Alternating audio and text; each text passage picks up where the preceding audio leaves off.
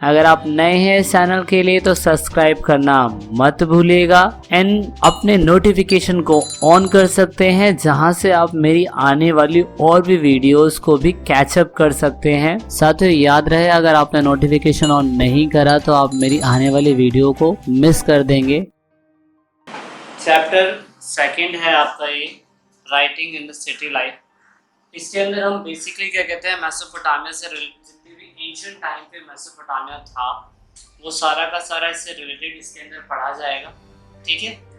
और ancient Mesopotamia के अंदर हम देखेंगे कि जो मेसोपोटामिया था वो दो मेन रिवर से घिरा हुआ था, टाइग्रिस और यूफ्रेट्स। दो नदियां हैं जहाँ के आसपास के इलाकों के अंदर जैसे कि मेसोपोटामिया सभ्यता मिलती है, उस मेसोपोटामिया के अंदर अशूरियन, उसके बाद अकेडियन, तो ये सारी सभ्यताएं उसके अंदर आई थी। अब यहाँ पे ये सारा का सारा अर्ली ह्यूमन के बाद वाला टाइम पीरियड ये बताया जा रहा है कि जब इंसान ने शुरुआती समय के अंदर स्टेबल जिंदगी जीना स्टार्ट कर दिया होगा। वो लोग केव से हटके एक परमानेंट सेटल पे आ चुके थे और उनका जो पॉइंट था वो अब कृषि करने लग गए थे वो लोग। सो बेसिकली इसके अंदर अब क्या कहते हैं, इन सभ्यताओं के अंदर पता चलता है, इन मेसोपोटामिया के अंदर, एंशिएंट मेसोपोटामिया में, कि शुरुआती समय जो इराक आज की डेट में, प्रेजेंट डेट में हम देखते हैं, वो कभी पहले उस स्थिति में नहीं था। यहाँ पर पुराने सभ्यताओं ने जन्म लिया था और जिसके बारे में हम डिटेल वाइज समझेंगे। ठीक है। सो फर्स्ट ऑफ ऑल यहाँ पर सुमेरियन सिविलाइजेशन, सुमेरियन सभ्यता मेसोपोटामिया की पहली एक ऐसी लैंग्वेज जो सुमेरियन लैंग्वेज सबसे पहले ज्ञात लैंग्वेज थी। और यही कारण था कि इस सभ्यता को हम सुमेरियन सभ्यता के नाम से जानते हैं, है ना। शुरुआती समय में ये भाषा यूज करी जा रही थी और सुमेर, और उसके बाद ये लैंग्वेज चेंज हो गई। लगभग 2400 BC के बाद इसकी लैंग्वेज बन गई, अक्कड़ भाषा बन गई, जिन्हें सुमेरियन लैंग्वेज भी कहा जाता है। इस लैंग्वेज की खास बात आगे देखेंगे क्या थी। तो the first known language Mesopotamia was Sumerian, और सुमेरियन सिविलाइजेशन यहाँ पे देखने को मिलती है थोड़ी बहुत। तो यहाँ पर एक दूसरी भी सभ्यता, एम्पायर, जिन्हें हम अकाडियन एम्पायर बोलते हैं, वो भी 2400 BC के लगभग आसपास में था। और इसकी वजह से क्या कहते हैं, ये दो हिस्सों में बटा हुआ था, एक नॉर्थ और एक साउथ एंड वेस्ट के इलाकों में। इसके बारे में भी हम देखेंगे। अकाडियन सभ्यता के बारे में बताया जाता है कि मेसोपोटामिया के अंदर ये सभ्यता सुमेरियन सभ्यता के बाद आई होगी, जिन्होंने समय के साथ साथ अपना विकास किया। और विकास करने के बाद इन लोगों ने क्या कहते हैं, थोड़ा बहुत लैंग्वेज में भी परिवर्तन लेके आए। तो 2400 BC लगभग इतने ही टाइम में हमारे भारत के अंदर ही, 2600 BC के अंदर ही हमारे भारत में भी हड़प्पा सभ्यता की खोज की गई थी, जिस समय क्या कहते हैं इसके बारे में बताया जाता है।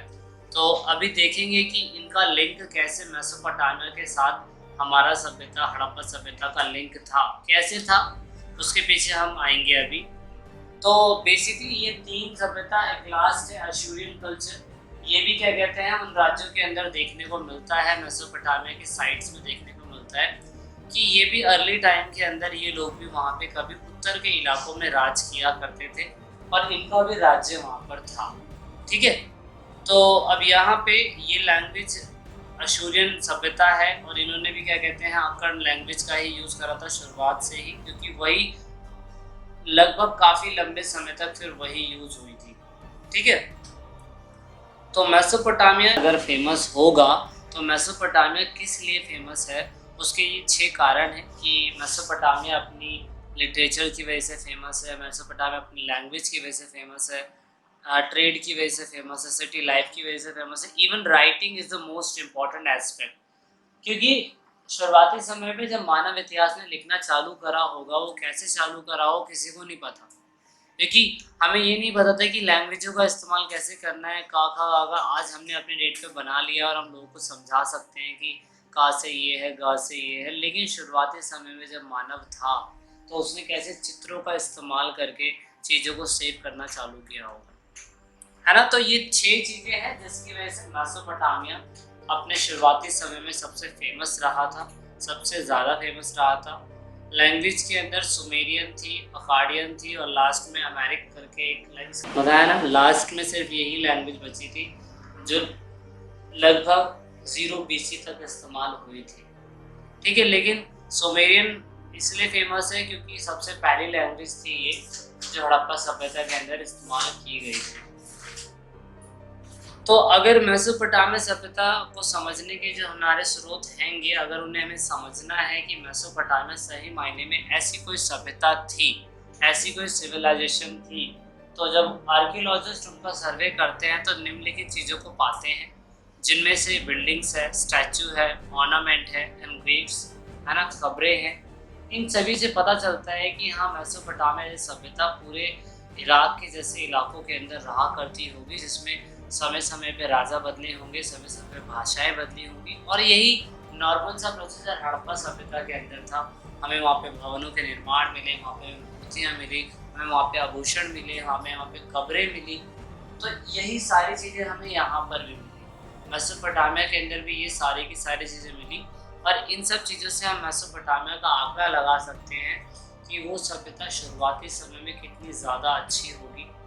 वो लोग शुरुआती समय में किस तरह से अपने ट्रेडिंग के लिए कैसे चीज़ों का इस्तेमाल करते होंगे, आभूषण पहनने का उन्हें शौक होगा। तो इसके ऊपर क्वेश्चन ये बनते हैं कि उनके लाइफस्टाइल्स के बारे में बताइए, तो इन सब चीज़ों की मदद से हम उनके लाइफस्टाइल के बारे में भी बता सकते हैं। ठीक है, सो बेसिक ये 3 चीज़ तो सबसे ज़्यादा इम्पोर्टेंट थी, मोहरे, हथियार और रिटर्न डॉक्यूमेंट्स, क्योंकि रिटर्न डॉक्यूमेंट्स की वजह से हड़प्पा सभ्यता, और हड़प्पा कह रहा हूँ, मेसोपोटामियन जो सिविलाइजेशन थी वो सबसे ज़्यादा फेमस थी। रिटन डॉक्यूमेंट्स में बहुत इंपॉर्टेंट चीज़ें हमें जो पढ़नी है, हथियारों का इस्तेमाल तो शुरुआती समय पे ही मनुष्य ने इस्तेमाल करना स्टार्ट कर ही दिया था, वो हमने पहले भी देख लिया था। अब यहाँ हथियारों से, नॉर्मल हथियारों से रिलेटेड कोई बातें नहीं हो रही यहाँ पर, है ना। अब यहाँ पे काफ़ी हद तक चीज़ों का इस्तेमाल होना चालू हो गया है, तो उसके ऊपर तो ये सारे के सारे स्रोत हैं जिनकी मदद से हम लोग मेसोपोटामिया सिविलाइजेशन के बारे में आसानी से पता कर सकते हैं कि अगर ये सोर्स यहाँ पे मिल रहे हैं और यही सोर्स अगर दूसरी सिविलाइजेशन में मिल रहे हैं, तो इससे ये पता किया जा सकता था कि हाँ भाई, ये लोग आसपास के इलाकों से ट्रेडिंग करते होंगे, जिसकी वजह से कुछ सबूत यहाँ पे मिल रहे हैं और कुछ सबूत वहाँ पे भी मिल रहे थे, है ना। तो अगर इसका जोग्राफिकल इलाका देखें हम कि इनका भौगोलिक लैंड देखें, तो मेसोपोटामिया लगभग इन 2 नदियों के बीच में था, लेकिन आसपास ईरान था, नीचे आपका क्या कहते हैं अफ्रीका था, और उधर की तरफ आपका क्या कहते हैं इंडिया वाला इलाका था। तो ये सारा का सारा क्या कहते हैं अलग अलग है।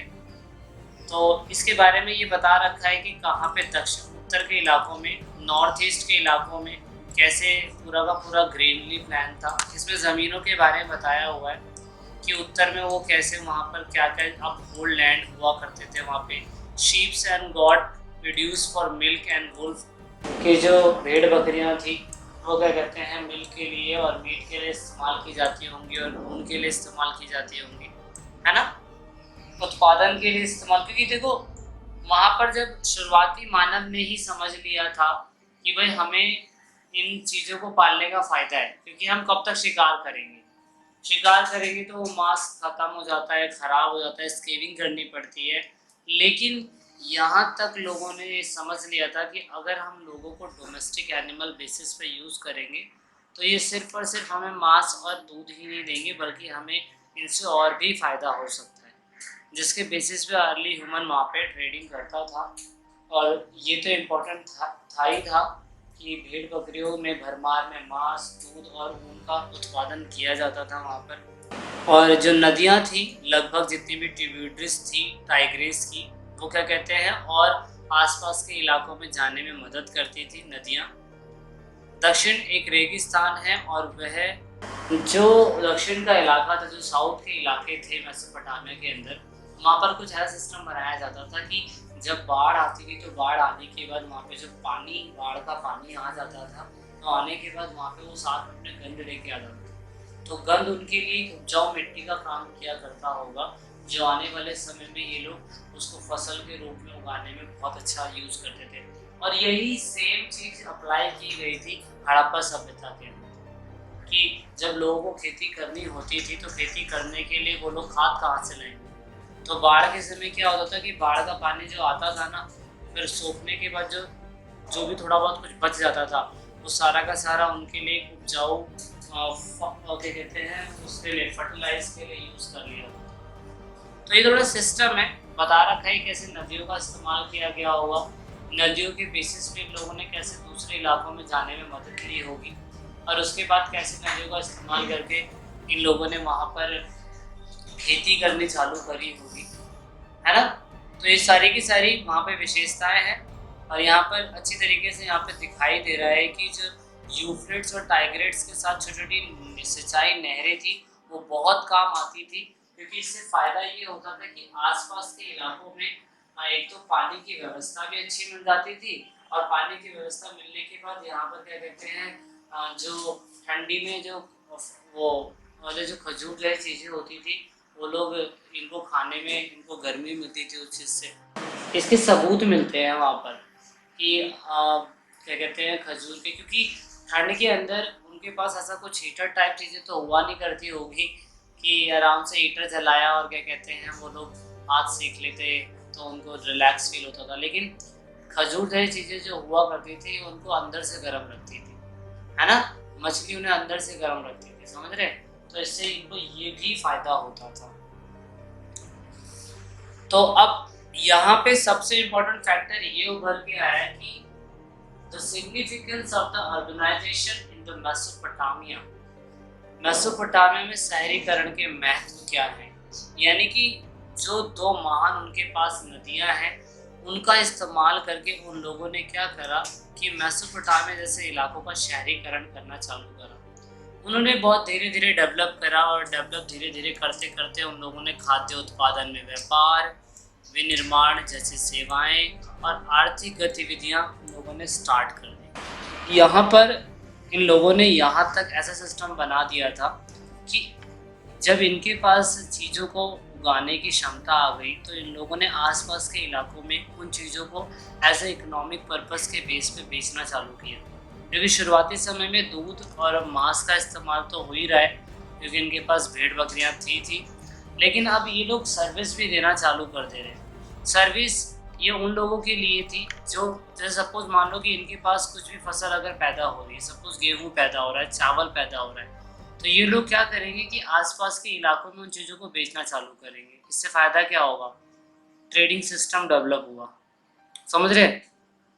क्योंकि आने वाली जो और भी सभ्यताएं थी और आसपास के जो इलाके थे ये लोग टाइग्रिस और यूफ्रेट नदी के जो माध्यम में जितने आसपास के इलाके होंगे, जैसे कि ईरान था, अफ्रीका था और हमारा इंडिया था, ट्रांसपोर्टेशन भी बहुत ईजी हो जाता है इसकी मदद से। तो ये चीज़ें उनको क्या कहते हैं शहरीकरण में चेंज करती थी। अब यहाँ पे एक सबसे इम्पोर्टेंट फैक्टर ये था कि वहाँ के लोगों को क्या कहते हैं सारी चीज़ें तो प्राप्त नहीं होती थी, कुछ चीज़ें उन्हें बाहर से भी इम्पोर्ट करनी पड़ती थी, क्योंकि जब वो लोग मोहरों का इस्तेमाल करते होंगे तो उसके नक्काश के लिए उन लोगों को रंगीन पत्थरों का इस्तेमाल करना पड़ता था, और रंगीन पत्थरों को बनाने के लिए उन लोगों को बाहर से उसे एक्सपोर्ट करना पड़ता था। ये चीज़ एक इम्पॉर्टेंट फैक्टर है। ऐसी चीज़ें जो इनके पास नहीं हुआ करती थी, कांच से उपकरण जो थे ना, है ना, ब्रॉन्ज जो हुआ करते थे वो हमारे मेसोपोटामिया के वहाँ हड़प्पा सभ्यता के अंदर ज़्यादा मिले। तो ऐसा कहा जाता होगा कि शायद से वो लोग ट्रेड करने के लिए हमारे पास आया करते होंगे और इन चीज़ों के लिए वो लोग हम पे निर्भर रहा करते होंगे, है ना, क्योंकि सारी चीज़ें उनके पास उपलब्ध नहीं थी, कुछ इनको बाहर से भी इम्पोर्ट करना पड़ता था। Fuel, metal, various stone, would etc come from away many places for the city of manufacturers, है ना। बहुत जगहों से उनके पास क्या कहते हैं ईंधन, धातु और विभिन्न प्रकार के पत्थर, लकड़ियाँ शहरों के निर्माताओं के लिए कई जगहों से आती थी, क्योंकि इससे ट्रेडिंग सिस्टम डेवलप हो रहा है ना। कैसे डेवलप हो रहा है कि भाई हम कुछ चीज़ बेचेंगे, कुछ चीज़ तुम बेचोगे, जो चीज़ हमारे पास नहीं है वो चीज़ क्या कहते हैं तुम दोगे, जो हमारे पास है वो हम दे देंगे। तो इसके बेसिस पे क्या हो रहा है, इकोनॉमिक एक्टिविटी और ज़्यादा ग्रो होती जा रही है। तो there are delivery of grain and other food items from the village to the city. I hope आपको इससे समझ में आ रहा होगा बहुत अच्छा। देखिए यहाँ पर शहरों तक जाने के लिए अनाज और खाद्य उत्पादन की डिलीवरी भी हुआ करती थी, क्योंकि अब इतना बड़ा प्लेस अब हर जगहों पे तो क्या कहते हैं, यूफ्रेट और टाइग्रिस नदी है नहीं, और हर जगह खेती के लिए हर कोई सक्षम भी नहीं है इतना। तो जहाँ जहाँ खेती की चीज़ें हो पा रही है, जहाँ जहाँ चीज़ें उग पा रही है, ये लोग क्या करते थे कि वहाँ पे उगाने के बाद ये उन चीज़ों को डिलीवर करने के लिए दूसरे स्थानों पे लेके जाया करते थे। तो ये वो सारी की सारी जगहें हैं जहाँ से आपको देखने को मिलेगा कि कहाँ से ये लोग गोल्ड लिया करते थे, कहाँ से सिल्वर लिया करते थे।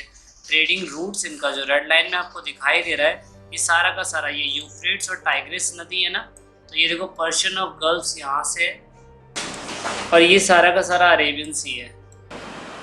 तो इस मैप की मदद से ना तुम बहुत आसानी से चीज़ों को समझ सकते हो कि जो मेसोपोटामिया के लोग थे वो सही मायने में कहाँ कहाँ तक व्यापार किया करते होंगे। रेड लाइन में जो आपको सारा का सारा दिखाई दे रहा है, ये सारा का सारा वो प्लेस है जहाँ से ये लोग व्यापार किया करते थे। अब चीज़ों को ट्रीट करना है, समझ रहे हैं ना।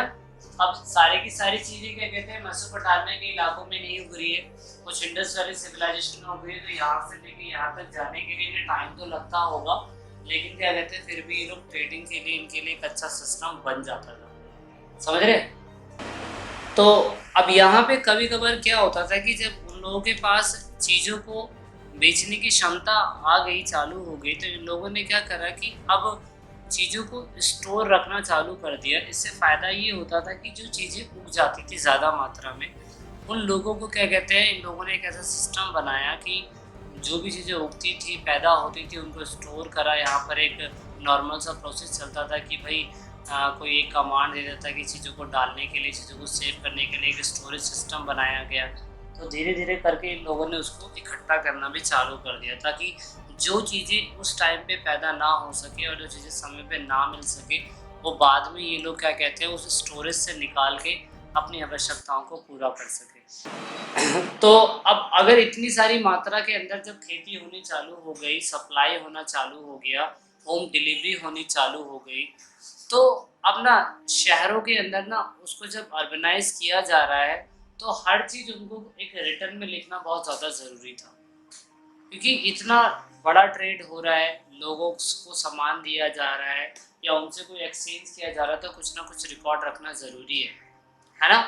तो urban economy often required to keeping of the records. अब रिकॉर्ड्स रखने के लिए सबसे इम्पोर्टेंट क्या होगा कि movement of goods into the city. ये तो सिटी के बारे में बता रहे हैं कि मेसोपोटामिया में मतलब क्या क्या चीज़ें लोग भेजते थे। उन्होंने टर्की, इराक से लकड़ी, तांबा, टीन, चांदी, सोना, खोल, पत्थर का आयात किया। टर्की से किया क्योंकि टर्की ये आसपास का इलाका टर्की, तो ये चीज़ें यहाँ से इन लोगों ने ट्रेड करनी चालू कर दी, है ना। तो मोस्टली व्यापार अगर देखा जाए तो इन्होंने टर्की से किया, यहाँ से, इराक से किया, वहाँ से, और हमारे वहाँ पे इंडस वैली सिविलाइजेशन है वहाँ से। टर्की से इन लोगों ने क्या अपना चीज़ें मंगवानी चालू करी, टर्की और इराक से लकड़ी, तांबा, टीन, चांदी, सोना, पत्थरों का आयात, इन सब इन लोगों ने यहाँ से करा। वह वस्त्र और खाद्य संसाधन निर्यात करते थे, और यहाँ पर शहरी विकास के लिए परिवहन एक महत्वपूर्ण इम्पोर्टेंट फैक्टर रहा होगा। नहरों और प्राकृतिक नाली माल परिवहन के लिए प्रयोग किए जाते थे। इसके बारे में हमने डिस्कशन पहले भी कर लिया है ना, कि सड़कों का और नदियों का इस्तेमाल सामान को एक स्थान से दूसरे स्थान पर भेजने के लिए किया जाता था। और अब क्योंकि चीज़ें इतनी ज़्यादा हो चुकी थी, तो अब चीज़ों को सेफ रखना और रिकॉर्ड में रखना बहुत ज़्यादा ज़रूरी था। हर चीज़ लिखी जानी ज़रूरी थी, इसलिए लेखन का विकास हुआ। और लेखन का विकास करने के लिए देखो एक यूनिफॉर्म लैटिन शब्द क्यूनिस से लिया गया है, जिसका अर्थ वेज और फॉर्म है। फॉर्म का अर्थ आकार है, यूनिफॉर्म का मतलब वेज आकार के अक्षर। तो इसके बारे में काफ़ी डिटेल में लोगों ने सोचने की, समझने की, पढ़ने की कोशिश करी, लेकिन सही मायने में इन लेटर्स का सही मतलब नहीं निकाला गया, क्योंकि यूनिफॉर्म शेप में थी। तो इन्होंने कैसे, किस पर्पज से इस्तेमाल करा, क्या लिखा गया उसमें, आज तक किसी को रहस्य नहीं पता चला वो, क्योंकि उन शब्दों के अंदर कुछ ऐसा लिखा हुआ था कि कुछ वो लोग चित्रों का इस्तेमाल करते थे, कुछ अक्षरों का इस्तेमाल करते थे। इसकी वजह से समझ में नहीं आता था कि भाई ये लोग किस डिटेल में जाना चाहते हैं, कैसे सेव करते थे। हाँ, समय बीता तो कुछ लेटर में इम्प्रूवमेंट्स हुए, लेकिन कुछ इतिहासकर्ता मानते ये हैं कि ये लोग शब्दों का इस्तेमाल नहीं करते थे, डायरेक्टली अक्षरों का इस्तेमाल करते थे। कुछ ऐसे इतिहासकारों ने बताया। पर एक यूनिफॉर्म शेप में था, ये तो फैक्ट हुआ। और एक यूनिफॉर्म शेप जो थी पहली सुमेरियन लैंग्वेज कहलाई, जो 2600 बीसी में थी। तो इस बेसिस पे ये चीज़ क्या कहते हैं, Mesopotamian tablet content pictures like sign and numbers. अब ये जो यूनिफॉर्म शेप में आपको दिखाई दे रहे हैं, अक्षर दिखाई दे रहे हैं, तो ये यूनिफॉर्म शेप में है सारे के सारे। इस शेप में क्या कहते हैं, इन चीज़ों को लिखा जाता था। अब इनका सही मायने में मतलब तो नहीं निकाला गया, लेकिन जितना रिसर्चर्स निकाल पाए हैं उन्होंने निकालने की कोशिश करी है इसे, लेकिन आज तक पूरी तरीके से ये पढ़ी नहीं गई है लैंग्वेज। तो नॉर्मल सा प्रोसेसर था इस लैंग्वेज को लिखने के लिए, क्योंकि पेपर का इस्तेमाल नहीं था, पत्तों का इस्तेमाल बहुत बाद में जाके हुआ था। मिट्टी का एक क्ले बनाना, एक टैबलेट बनाना, और उसके बाद या तो इनके पास कुछ लकड़ की सेप होती थी जिससे ये लोग इसको लिखते थे, और उसके बाद धागे से वो लोग लाइनें बनाते थे। इन चीज़ों को लिखने के लिए मैंने डाला नहीं इसके अंदर, लेकिन इन चीज़ों को लिखने के लिए उन्होंने उसी का इस्तेमाल करा था कि कैसे शेप में लाना है, संकेत देना था। अब देखो, इन लोगों ने अपने लेवल पे, सपोज मानिए कि इन लोगों ने किसी से कोई सामान बेचा, सामान बेचने के लिए जिन लोगों को रिकॉर्ड में कुछ ना कुछ रखना है, तो देखो जो रिकॉर्ड में रख रहा है ना लिख के, तो वो बंदा बहुत इंटेलिजेंट कहलाता था उस टाइम पे। क्यों? क्योंकि ये लैंग्वेज हर किसी को आती नहीं थी। अब लैंग्वेज डेवलप होना और एक भाषा बनाना, वो अपने आप की कला थी उस समय, सबसे बड़ी बात थी। अब जो बंदा चीज़ों को सेफ रख रहा है, हर चीज़ों को लिख रहा है, किससे क्या व्यापार हुआ, किसको कितना दिया, तो वो बंदा कितना इम्पोर्टेंट एस्पेक्ट था उस टाइम पे, मेसोपोटामिया की सिविलाइजेशन के टाइम पे, है ना। तो इस बेसिस पे लेखन की शुरुआत वैसे तो क्या कहते हैं 3200 बीसी में स्टार्ट हो चुकी थी, लेकिन लेखन की शुरुआत जब हुई तो समाज में उस समय लेन देन के रिकॉर्ड्स का इस्तेमाल किया जाता था, इसीलिए लेखन की शुरुआत हुई। और मेसोपोटामिया में जो भी चीज़ें लिखी जाती थी वो एक मिट्टी के तख्त का एक टैबलेट बनाया जाता था, टैबलेट ऑफ क्ले बनाया जाता था, जिसमें चीज़ों को लिखा जाता था। सिंपल सा प्रोसेस था। सपोज एक रिकॉर्ड किसी ने लिखना है, तो एक मिट्टी का क्ले बनाया, और क्ले बनाने के बाद उसको लिखा उसके अंदर, देन उसे धूप में सुखा दिया। सुखाने के बाद वो रिकॉर्ड आप उसे बदल ही नहीं सकते, क्योंकि उसमें से हल्का फुल्का चेंज होगा तो वैसे ही पता चल जाएगा। पर ऐसा ही सेम रिकॉर्ड अगर दूसरा उन्हें बनाना पड़ता था ना, तो उन्हें दूसरा मिट्टी के बर्तन या मिट्टी के क्ले का इस्तेमाल करना पड़ता था। और अगर उन्हें 100 बार लिखना है तो उन्हें 100 बार इन चीज़ों को इस्तेमाल करना पड़ता था। देख रहे हो कितना इम्पोर्टेंट फैक्टर था उस समय। इसीलिए ये थोड़ा बहुत क्या कहते हैं प्रॉब्लम की चीज़ें तो थी, लेकिन लेन देन के लिए कुछ ना कुछ रिकॉर्ड में रखना तो ज़रूरी था, इसलिए इन लोगों ने क्या कहते हैं इनका इस्तेमाल करा। तो मेसोपोटामिया की सबसे पुरानी सभ्यता सुमेरियन थी, जो धीरे धीरे अकाडियन भाषा में 2400 ईसा पूर्व में बदल दी गई थी। अकाडियन भाषा में क्यूनिफॉर्म लेखन पहली शताब्दी बीसी तक जारी रहा। तो क्यूनिफॉर्म शेप वही है जो क्या कहते हैं सुमेरियन से थोड़ी सी अलग थी। सुमेरियन और क्यूनिफॉर्म में देखो कितना चेंज है।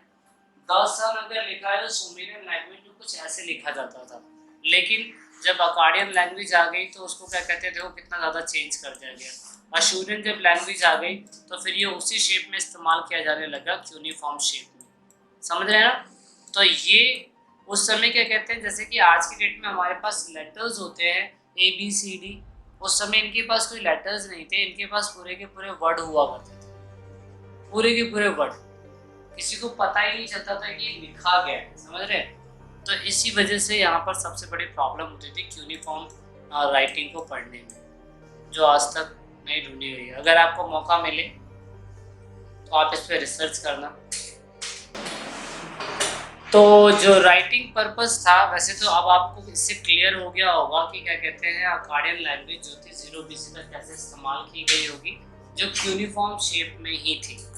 तो राइटिंग का पर्पस क्या था? राइटिंग का पर्पस था चीज़ों को सेव करने के लिए, डिक्शनरी बनाने के लिए, उसके बाद अगर कोई चीज़ एक स्थान से दूसरे स्थान जा रही है उसे लिखने के लिए, narrating of deals of Kings है ना, डीड्स ऑफ किंग्स के बीच में क्या बातचीत हो रही है वो, announcing the change a king had made in the cosmetic law of the land, storing information and sending message, इन चीज़ों के लिए भी इसका इस्तेमाल किया जाता है। तो इसके बारे में मैं तुम्हें बता ही दिया है कि यूनिफॉर्म के अंदर क्या कहते हैं व्यंजन और स्वर नहीं हुआ करते थे, बल्कि पूरे के पूरे एक वर्ड अक्षर हुआ करता था। और इस प्रकार लेखक को सैकड़ों संकेत सीखने पड़ते थे, इसलिए लेखन एक कुशल शिल्प माना जाता था, है ना।